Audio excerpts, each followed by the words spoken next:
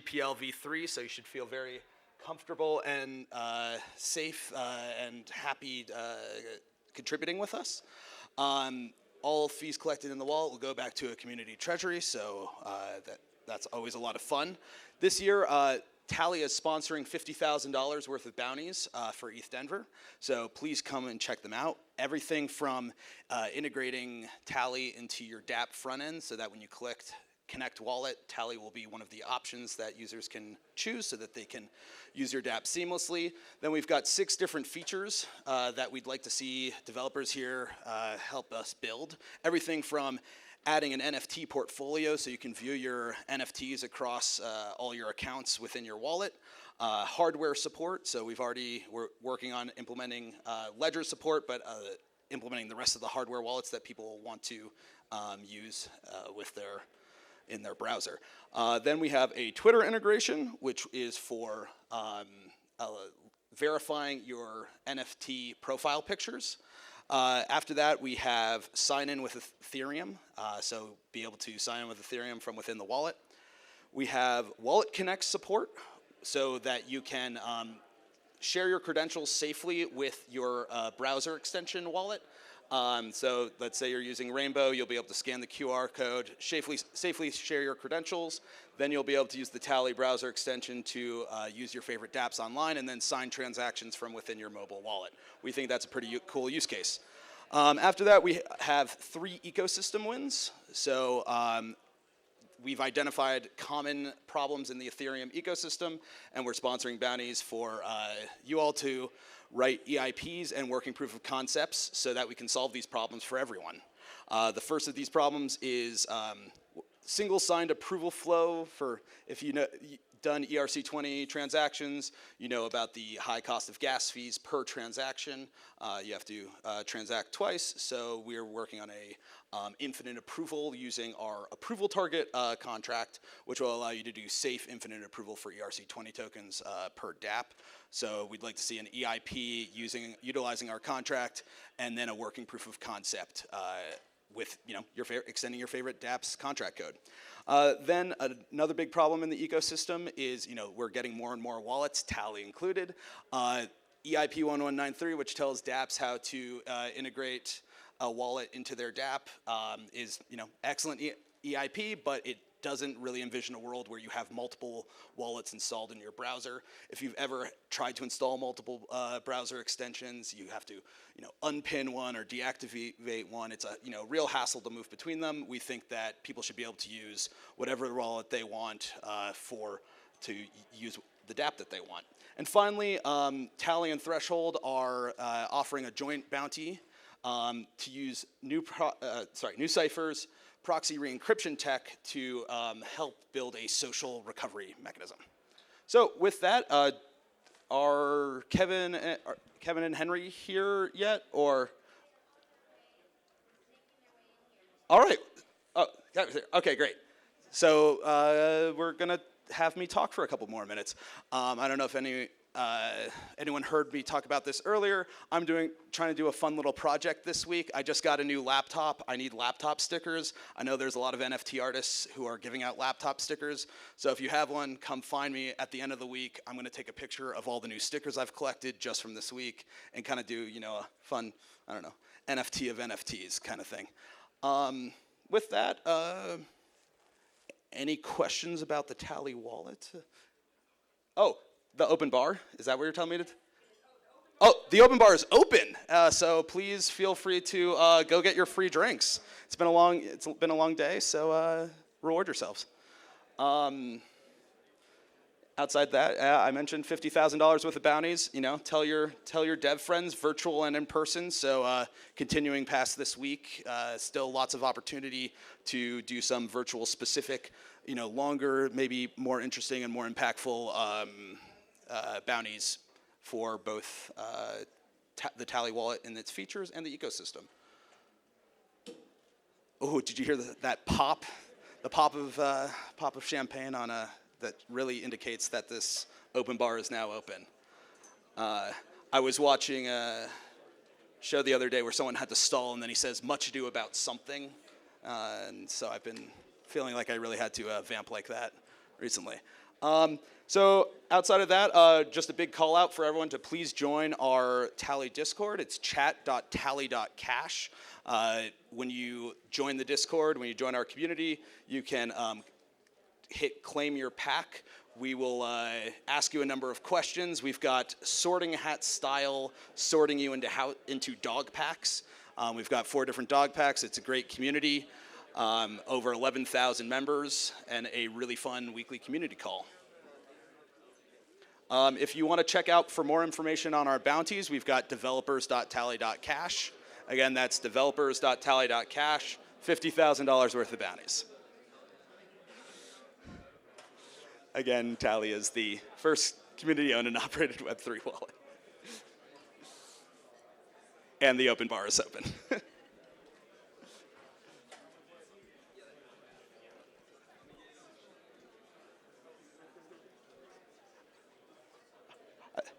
I think with that, Kevin, do you want to come up on stage and introduce yourself?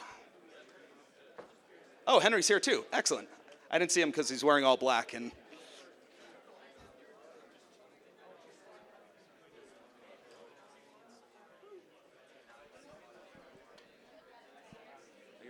or you can use that mic. Are we sitting over there, or what are we doing? Oh, are those coming up here? Oh, come.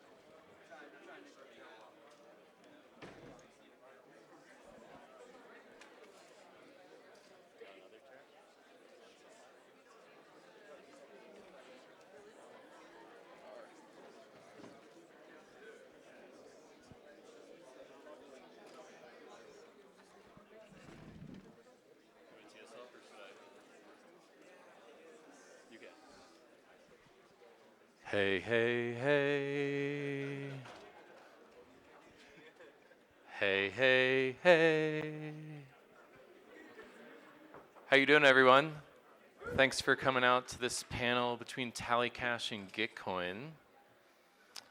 What are we talking about today? Well, first, I wanted to... Oh, no. What did I walk into? Oh. Will you be my Valentine? Thank you. Oh, that's so sweet.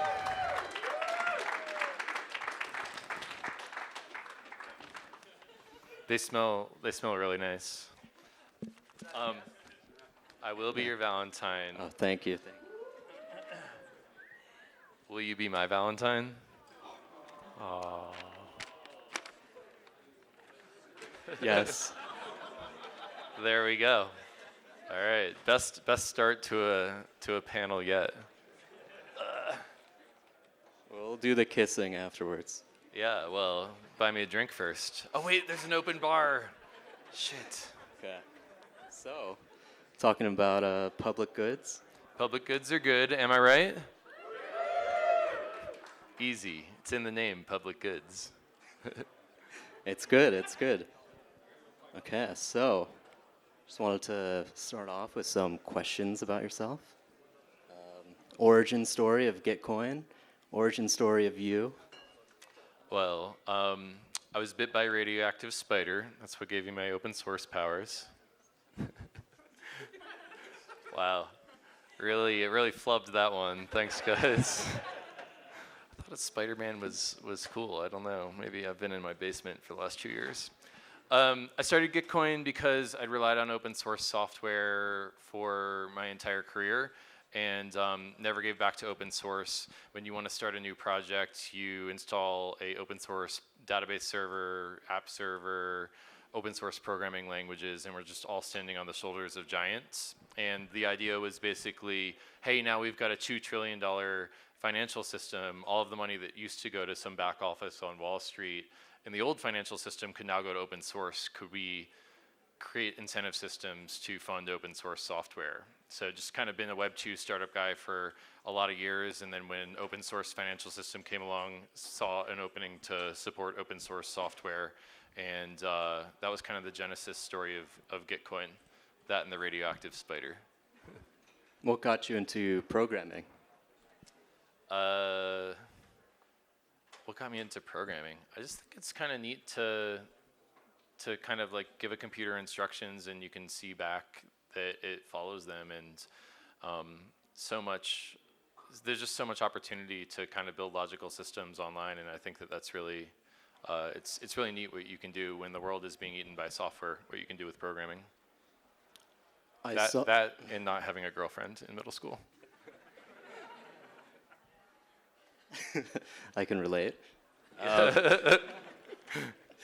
Everyone's silently nodding in the audience because they can all relate. Okay. So Gitcoin, I think one of the central things that Gitcoin is known for is kind of implementing quadratic funding. Could you explain what that is for anyone who isn't already familiar? Sure, yeah.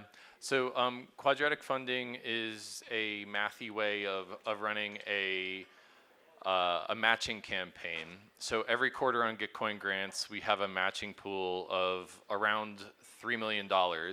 And what we do is we distribute that according to the results of a crowdfunding campaign. And in a traditional one-to-one crowdfunding campaign, if two grants both receive $100 in contributions, then they'll both get $100 in matching. And with quadratic funding, what we do is we match off of the number of contributors as opposed to the amount contributed. So if two grants both raise $100 and one does it from one contributor and another raises from 100 different contributors, that second grant is going to get about 95% of the match pool. So you're optimizing for the preferences of the poor and the many as opposed to the rich and the few, which creates more democracy in how an ecosystem is funded and pushes power to the edges, and you get the crowdfunding campaign basically doubles the matching pool. So it's kind of a really elegant way of funding public goods. It was a mechanism invented by Glenn Weil and Vitalik Buterin and Zoe Hitzig. I'm just kind of the guy who's bringing it to web scale. So that's quadratic funding, and I will also say that there's other people out there that are doing interesting work in quadratic funding. Orion from CLR Fund is a friend, and I believe that public goods are good. We should have many different ways of funding public goods, and quadratic funding is just the one that I'm working on, but I'm friendly with others who are doing other great work on that mission. So you talk about public goods. We've said it numerous times already, but can you talk about what a public good is? Yeah, so a public good is basically something that's non-excludable and non-rivalrous. So basically, that means that I can't exclude you from downloading open source software. Well, open source software is a public good, and I can exclude you from downloading open source software. And if you download it, that doesn't create a rivalrous situation where I can't download it. So public goods are good because they're just things that we can all consume, and they provide a lot of the value to our lives. But the paradox of public goods is that there's not really a business model for them, because when something's available for free, it's, you have an incentive to free ride on it. You're already getting it for free. Why would you bother to contribute back to it? And that's what's called the free rider problem with public goods. So there's all sorts of different public goods out there. I'm obsessed with open source software because that's what secures our digital infrastructure. But there are transportation networks, information campaigns like journalism is a public good. The lack of climate change is a public good. And so there's all sorts of public goods that are good, and if we can prototype ways of funding them in Web3, I think that's one of the best things that we can do. And then traditionally, in the past, so for example, public good could be a traffic light or something. And oftentimes, the free market hasn't really filled in some of these spots because of the free rider problem that you mentioned, where it's free. Why am I going to pay for this? Where's the economic incentive to provide this service? Yep. So in open source, I know that in personal experience, worked on a encryption app, and for free with my own time and money. And there's really no one's paying for it because it's free. So were you working on open source projects in the past that weren't getting funded, or when earlier in your software development career, were there different prototypes that you were not able to monetize? Yeah, that's so first off, like kudos to you for building that PGP tool that was widely used. I think that's really cool. I've never been that successful of an open source software developer, and I've launched a couple of different tools that were open source tools throughout my career, but never had one that had wide distribution. And if I'm being honest, before Gitcoin, I hadn't really tried because there's not a lot of money in open source software, and I got kids and a mortgage and stuff like that. So there's like a systemic incentive that pushes most of the world's software engineers into working on closed source software and private goods. And this is kind of like the opposite of the world that we want to create with Gitcoin, where if Gitcoin's maximally successful and if we can support open source software, then you can create a crypto economic incentive for kids that graduate from school to just work on the open internet, or engineers at JP Morgan to quit their job and work on the open internet. And I think that's the world we want to create, is people can pay their mortgage while they're working on public goods. Yeah, there would be public goods that Gitcoin have already helped jumpstart that might not have ever existed because of those practical barriers that you've mentioned. Are there? Yeah, or more likely, I think what we've seen a lot is that people start a project and then they ship it, and when it starts to get really used a lot, the bug reports come in, and that's what really burns out the maintainers. It's not just the bug reports, but it's the attitude of the people who are like, why haven't you fixed this yet? Or what's your problem? Why aren't you responding to me? And the maintainers like, well, like, first off, there's thousands of you. Second off, I don't owe you anything. Third off, I quit. So it's like, that kind of dynamic we've seen a lot in open source. You just summed up my open source career. Yeah, there you go. Are there what are the most successful or most interesting the projects that have been made possible by Gitcoin? Which ones do you love the most so far? But you don't have any favorite children. Yeah, of course not. Aside from your children. Well, I will say that one of the goals with Gitcoin is to build a channel that greater combinations of strength and intelligence can come together. And I think it's really important that before I give you my answer to what my favorite open source projects are, for me to say that the whole goal of Gitcoin is to build a way that the community can signal its preferences, and that every time you're contributing to a grant on Gitcoin, you're allocating where that matching fund goes, and that, like Kevin Owocki, the guy who started Gitcoin, I'm building a credibly neutral layer for you to express that, and I'm not turning any dials towards my favorite projects. So that's like the most important thing I think about Quadratic Funding, is that it's the expression of the community that matters.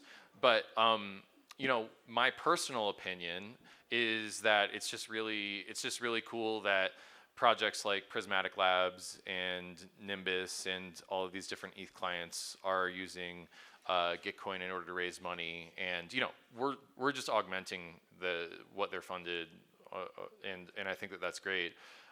Super proud that in Gitcoin grants round 3 and 4 that Yearn Finance and Uniswap and 1inch Exchange are all alumni of Gitcoin. Wallet Connect is a Gitcoin alumni. Ethers.js. Austin Griffith is the first, what Vitalik calls a quadratic freelancer, which is someone who's just funded by the open internet, subsidized by quadratic donations. So yeah, those are my personal preferences, but the cool thing about Gitcoin is that it doesn't matter my preferences, it just expresses the community's preferences. Those are some fantastic projects that that Gitcoin and the community have helped fund and create. So, clapping to you. Yay. And Gitcoin. Don't clap to me, clap to each community. Other. We're building a peer-to-peer funding mechanism. So you're clap for yourself. Oh man, I had so much more charisma on Zoom than I do in person. I don't know what happens. What do you mean? You've got so much charisma. You're my Valentine.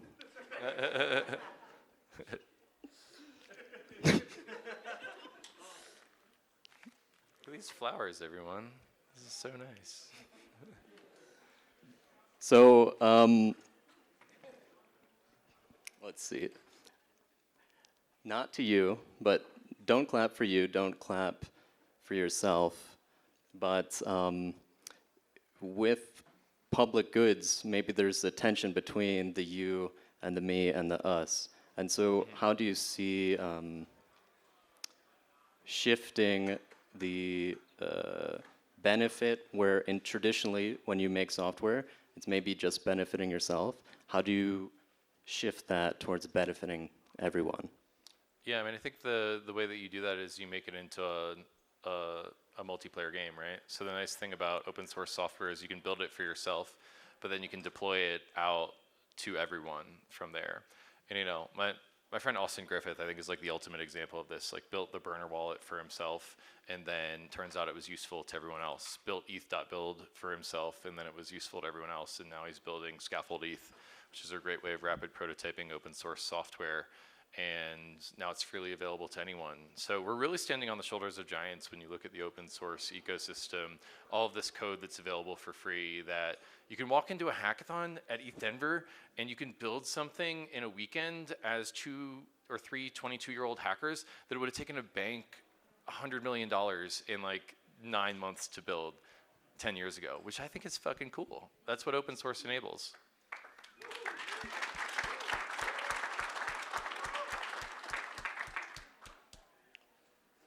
So I saw that in the past you talked about programming values into money. What does that mean? Well, I mean, I think that basically we've got smart contracts, right, which are Turing complete, and you can deploy them to a blockchain network. So you can basically build monetary systems that have values imbued with them because you're programming these logical circuits that encode your values into the money. And so, like, you know, there's 2 ways to explore what's possible in the design space of Web3. There's empirical knowledge, which is just like, oh, I ran into this project that's doing X, and through my experience, I can see it. And then there's a priori knowledge, which is basically derived from first principles. So like, from first principles, we value open source software, and now we have programmable money, and we can program our values into our money, so we should be able to build monetary systems that support open source software. So it's just like a first principles argument for, hey, what if we programmed our values into our money and built a better world? But you know, the double-edged sword with that is like, if you give programmable money to someone and they have shitty values, then you're just gonna get like more and more decentralized Ponzi schemes. So double-edged sword, for sure. There's that double-edged sword where some of it's the values in the money, but the values need to come from somewhere in the culture. How do you think about promoting the hacker ethic? Just been going around ETH Denver and asking people to be my Valentine. Has that been working for you? I'm not really comfortable with you asking other people to be your Valentine. Oh, shit. We've got a value of monogamy here. All right. What were we talking about again? Programming our values into our money. How do you get the hacker ethic? Yeah, how do you help foster the culture that can create the values that I think we would all want to see instead of maybe what you mentioned before, the... Yeah, I mean, I think that, like, you know, I'm kind of lucky that, you know, Vitalik Buterin talks about public goods a lot, and he's kind of like the alpha nerd of the ecosystem. And so I think that his value set kind of imprints on all of us lesser nerds. And, you know, so like the social cred kind of matters a little bit there. But the real thing is that we've got a rational economic incentive to want to support the infrastructure. We basically, like, everyone in this audience probably has their bags of like tokens that they love. And then there's just like a bunch of like little building blocks that are kind of like scattered and organized that are the infrastructure underneath those bags, and like it all depends on libp2p and like geth. So like, you know, if you've got your bags and they're worth a couple $1 billion, wouldn't you want to know that the open source infrastructure underneath of it is secure and well funded? There's like a rational, there's just kind of like a rational, you just point that out to people that we need to make sure that those things are funded, and I think it sort of just follows from that. But I'm trying to find new and interesting ways to just kind of let people know how much open source has made their lives better, and be an evangelist for that. And you can go down that rationalist route, but I think another way that we're going to see Gitcoin grants expanding over the next couple of years is, instead of just doing an Ethereum pool, we're going to be doing pools with Polygon and Uniswap and maybe a couple other ecosystem partners. And the cool thing is that we've built the Ethereum ecosystem in Gitcoin grants rounds 1 through 12, partially with Quadratic Funding. In rounds 12 through 25, what if we could build every other DeFi, NFT, and wallet ecosystem using Quadratic Funding? And I think that's all of these ecosystems have a rational need to build their ecosystem, and so I think that's maybe where a lot of the demand will come from. Okay. For anyone in the audience, how would you recommend they become the next Quadratic freelancer? Provide public good. Okay, done. Take the green pill. Shit, I'm launching a book called Green Pill this weekend. Take the green pill. That's the meme. Okay. I think the gift that you gave me for Valentine's Day were the green pill socks. So yeah, yep. That's the gateway. Okay. Where do you see Gitcoin going in the future? Yeah. So, well, we need to decentralize Gitcoin. It's a big thing, turning a company into a DAO. It's like turning an apple into an orange, but I'm committed to seeing it through, and that means turning the centralized. If I could do anything all over again, I would not have built the thing centralized in the start. I would have built it as a protocol for grants, but hindsight is 2020. So becoming fully a DAO with Gitcoin grants, I think, is number one. And then what we're starting to do is go from funding the main Ethereum pool to starting to run a bunch of thematic rounds. So we're going to be supporting climate change, longevity research, and advocacy in Gitcoin grants round 13, which starts in March. And then we're going to be doing side rounds with different ecosystems, whether that's Polygon, Uniswap, or a few other ecosystems that we're yet to announce. And I think that scaling the matching pool horizontally into these other ecosystems is another direction that you'll see us going. And then just kind of embracing, and I think this is actually a really important point. At the client level, we support client diversity, and it's really important that the client isn't owned, or the network isn't 51% run by Prismatic or Nimbus or these other things. Like, I think the same should be true of public goods. So I'm emphatically embracing CLR Fund and Coordinape and retroactive public goods and everyone else who's trying to build public goods funding tools, because I think we need to have client diversity in our public goods funding too. So yeah, TLDR, side rounds, embracing other public goods funding tools, and then just becoming a DAO ourselves are what's next for Gitcoin. Awesome. And to that point, I've heard things about Gitcoin Aqueduct. Could you talk about that a little bit? Yeah, so Aqueduct is basically, oh man, I'm going to test the audience on history. Does anyone know what an aqueduct is in the audience? A couple students of history in the audience. Aqueducts are these things in ancient Rome that basically carried liquidity from one place to another. And so basically what we're doing is we're setting up a tokenized way of funneling funds straight from your project into the Gitcoin grants matching pool. And in return, Gitcoin DAO will run a quadratic funding round for your ecosystem. So basically, like, Vitalik calls Gitcoin a significant pillar of the Ethereum ecosystem. We can provide that same service to Polygon or to Uniswap, like anyone who we run a side round with. And it's just like an automatic way of there always being a Gitcoin grants round every quarter, because we're carrying that token liquidity from your project to the matching pool, and then the matching pool supports your ecosystem back. So pretty excited about Aqueduct, and hoping to announce the first one very soon. Sounds really enticing. It does sound enticing. Right? Anyone in the audience want to start an Aqueduct? Come find me after this and let's talk. Yes. And yes, very, very enticing. So, just like Kevin. I will be your Valentine. Thank you. Okay. So, I'm from Tally. So I'm curious, just from your perspective, regarding wallets. Is there anything that you want to see in wallets, and anything that has been missing? Well, I think that one of the things that I've expressed a value towards recently is around client diversity in the Ethereum network, which I think we all agree is important for the anti-fragility of the network. And I've expressed, even against my own maybe rational incentive, to have client diversity in the public goods ecosystem, in how public goods are funded, which creates anti-fragility in the public goods funding stack.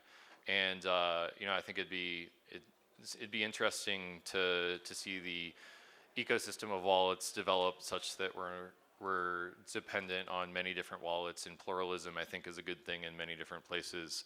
So we'll see if there's a client diversity in wallets over the next couple years, and curious to see what you guys come up with when you launch. Yes, definitely. Tally.cash. Go download it. Shameless plug. Has there been anything on your mind with public goods lately that I haven't touched on, or that you want to express? Yeah, I mean, I think that I just think that we have this huge opportunity in this space to. The internet reinvented everything that had to do with information in society, because now computers could send information across a computer network. And I just think like that changed everything with entertainment, media, politics, social media. You couldn't even have predicted before you went through like the internet event horizon. And I think that I just see such a parallel with the internet of value. Now we could send value across a computer network. And the parallel is that we could reinvent everything in society that has to do with value transfer. That's a big fucking deal.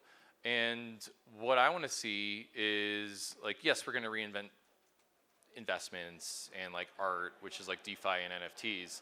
But I think that people are sleeping on public goods, and how we create a more regenerative economic system. I really see an opportunity.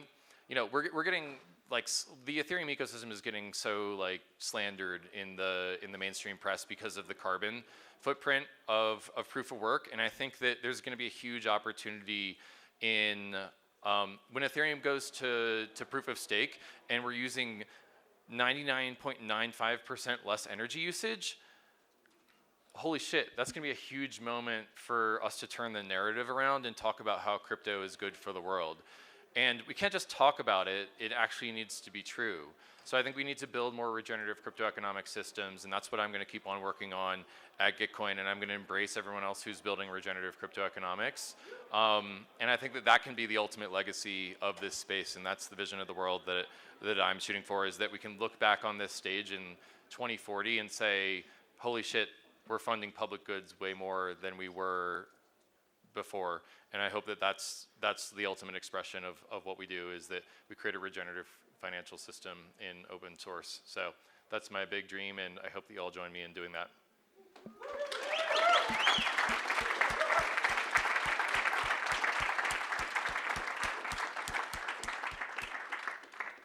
All right, is there an open bar now, or are we on time? There is. I think that if I'm going to be your Valentine, I'm going to have a couple drinks. Yep, let's go. Wait, what? That's kind of offensive, man. Looking forward to working with you guys. Hell yeah. Thank you, everyone. Thank you.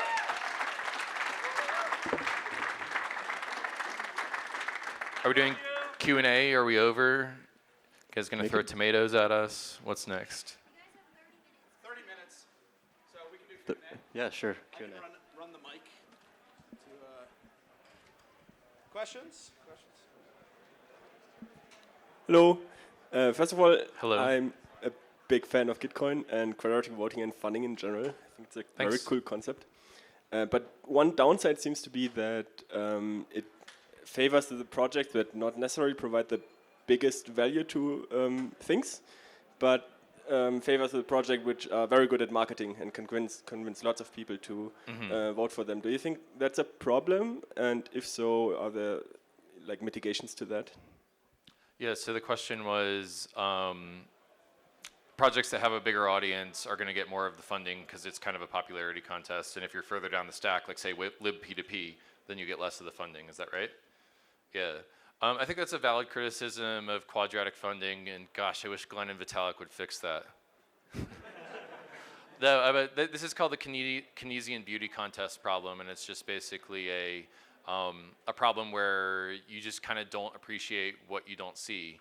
And the equivalent in the physical world is like the sewers or like the infrastructure beneath our feet that you don't like really see and appreciate, and it's hard to build a market that supports that. So it is a problem, and I do think that there's ways to like capitalize on that. And the example that I'll give is that in Gitcoin Grants Round 4, we had only been supporting open source projects in rounds 1 through 3, and then we added media projects to Gitcoin Grants in round 4.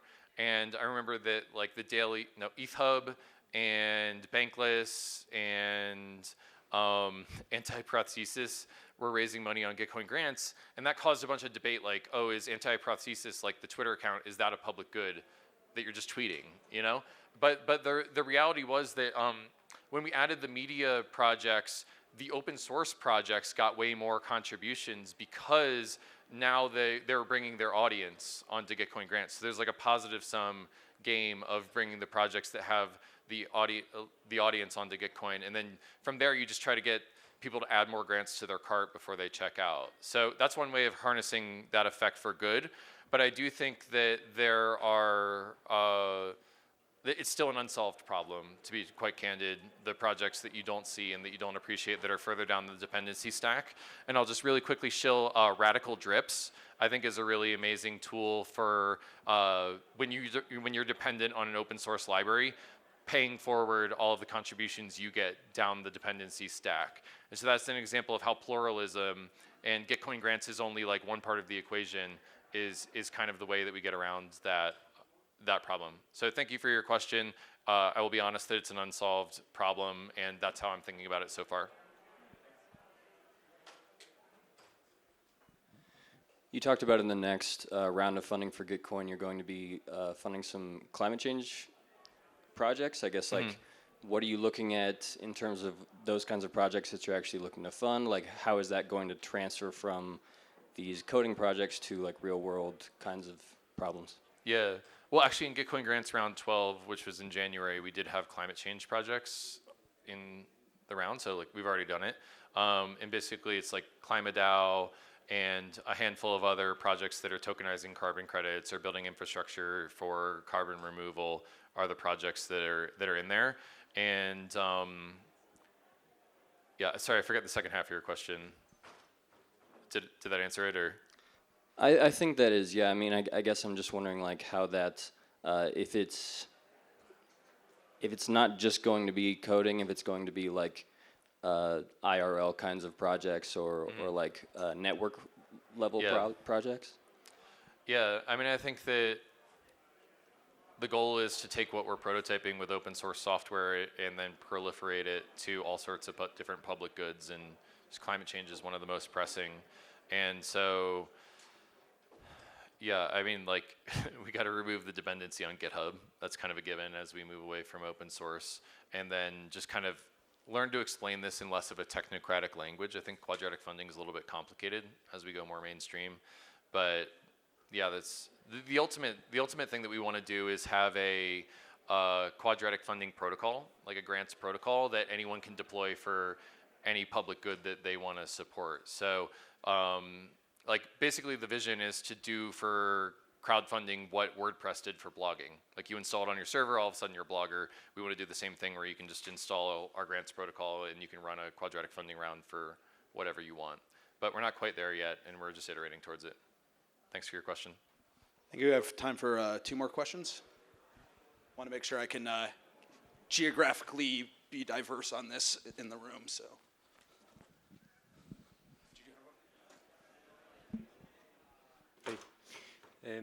If I'm a bad actor, what prevents me from creating 1,000 wallets, donating $1 each from each account to try to get the most out of it? Yeah, great question. So the question is, what prevents a Sybil attack, which is basically making up sock puppet accounts in order to get more of the matching pool? Is that basically it? Cool. Yeah, so Sybil resistance is a unsolved problem in this space, and I think that digital identity is going to open up a whole nother frontier for the space, and I'm so bullish on projects that are helping to solve these problems.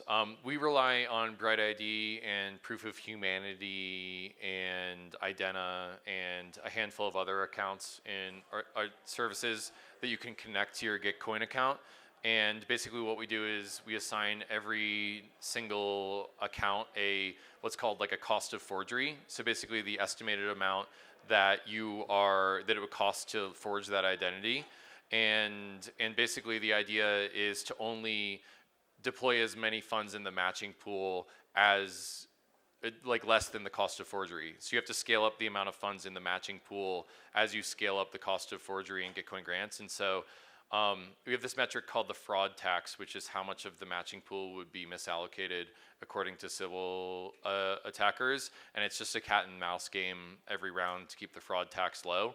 I think the fraud tax in grants round 12 was something like 0.5%.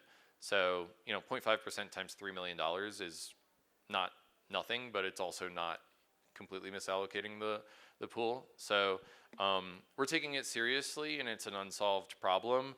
And yeah, I'm just really grateful for Proof of Humanity and Bright ID because we're standing on the shoulders of giants with them.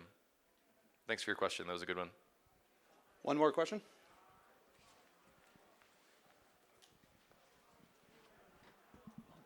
Hey, thanks, Kevin, for all you're doing. I was wondering if we could maybe get you to hazard kind of like a utopian vision. So if less people are working for like JP Morgan and more people are working on public rather than private goods, and we have a way to kind of monetize and fund that, like it could precipitate kind of larger organizational type changes. I'm wondering if there are any that are kind of on your horizon, even if you got your fingers crossed for them, and maybe they don't seem totally plausible, but possible and within the realm of possibility. What would I don't know? Yeah. Oh man, that's a big one. I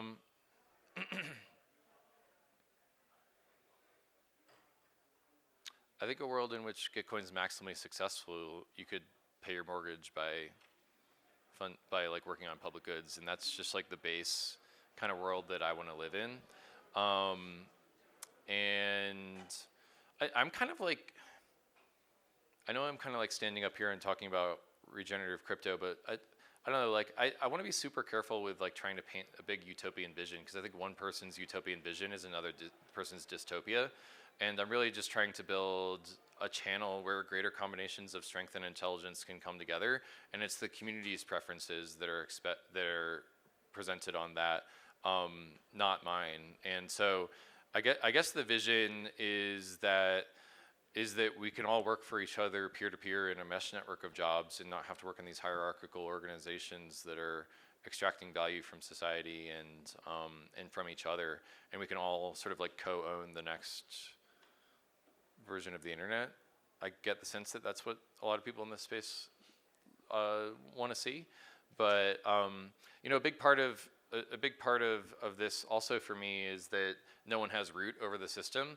So in Web 2 we had this thing called "Don't be evil," which was just basically a phrase that Google tricked us into getting onto their infrastructure with.